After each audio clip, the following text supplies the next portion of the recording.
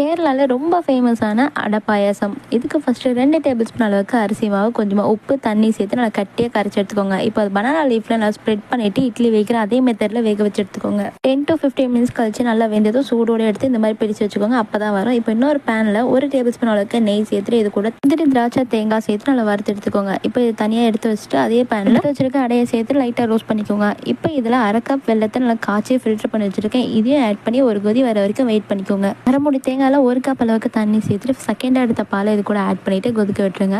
இப்போ ஃபஸ்ட்டாக எடுத்துருக்க பாலையும் ஆட் பண்ணிவிட்டு நல்லா கொதிக்க விட்டுருங்க. உங்களுக்கு இதில் தேங்காய் பால் சேர்க்க விருப்பம் இல்லைனா காய்ச்சி அரை வச்சிருக்க பேக்கெட் பால் கூட சேர்த்துக்கலாம். சேர்த்துட்டு நல்லா கொதிக்க விட்டுருங்க. இப்போ இதில் கொஞ்சமாக ஜீரகத்தூள், சுக்குத்தூள், ஏலக்காய் தூள் சேர்த்துட்டு நல்லா கொதிக்க விட்டுருங்க.